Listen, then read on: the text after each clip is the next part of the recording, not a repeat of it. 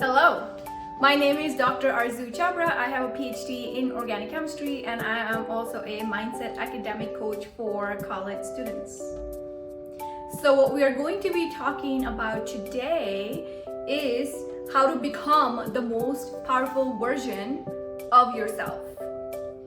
So these are some of the tools and some of the mental processes that I was learning as a PhD student so I could do all these different tasks that I was assigned as a PhD student, which was like coursework, and then I had teaching, and then I had my own research, which itself is like a big realm in itself, right? So I was like juggling all these different pieces like for 5.5 years, and at the same time trying to keep my sanity, trying to make sure I'm meeting my goals in all these different areas of my life. So I'm going to share the tricks that I learned as a student and then later on got certified as well. Before we get started, if you're interested in joining a community where I share the mindset shifts that will actually help you live your best life as a student, that's usually shared in the WhatsApp group linked below. And if you're interested, feel free to join our community and I will see you there. So let's get started. So I've actually broken down the process of becoming the most powerful self in 3 steps.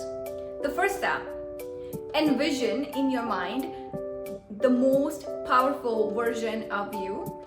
You can even go back to a time, a memory in the past when you actually felt most powerful. And this is an important step, so you can even just take a pause, take a minute to really think about a time in the past when you actually felt the most powerful. Think about that version of you in the past.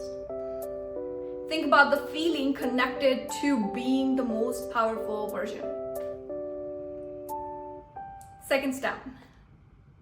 Now you really want to think about, how is this person spending her day? How is this person spending his day? How is this person overcoming obstacles? How is this person behaving? What are some of the habits of this person? What are some of the traits of this person? What are his dislikes? What are her likes? What does he or she prioritize? When you're able to answer these questions, you'll get a better idea of who this most powerful self is and what this powerful self is doing. And also, before we move further, I just want to put a word of caution here that it's possible that your most powerful version also has weaknesses, also has triggers, and they're not completely perfect. They have some imperfections and it's totally fine to have those.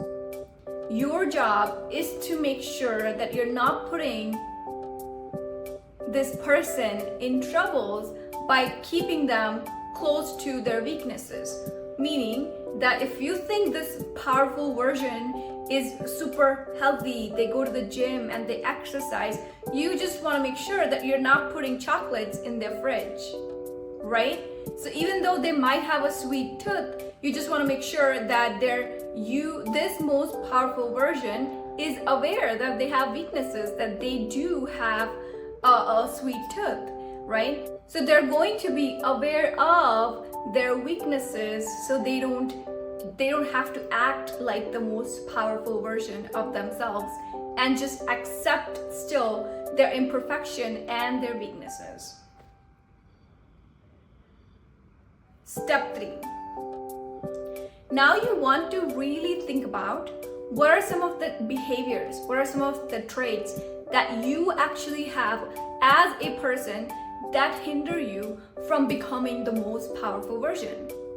For example, if I talk about myself, right, my weakness to becoming the most powerful version of myself is that it's hard for me to stop working. It's hard for me to take time out for myself.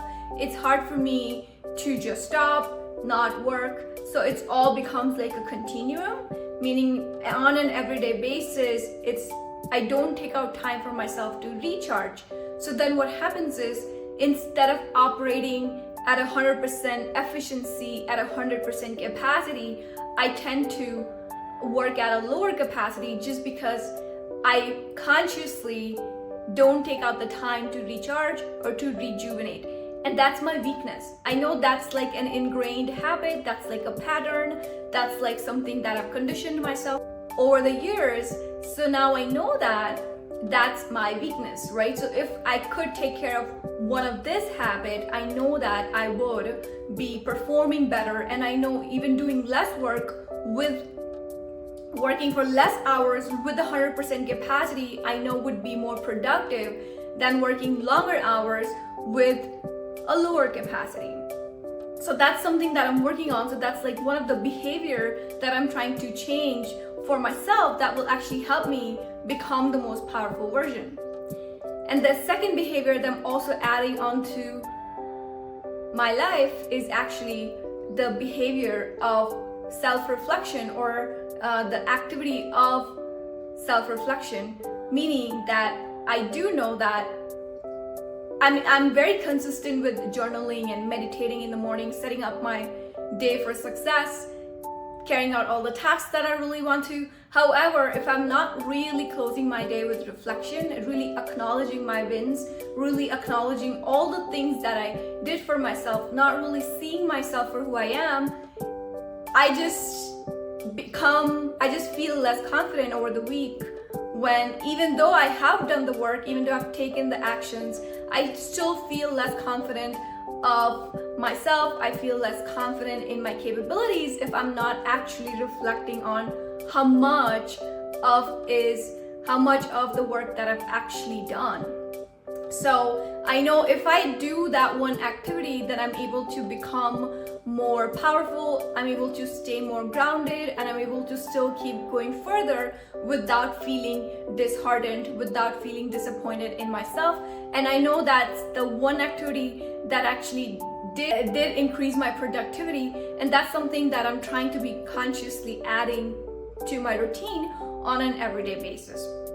So I am aware of how adding these two things to my routine would actually make me the most powerful version, and not doing these is actually something that's stopping me from becoming the most powerful version, right?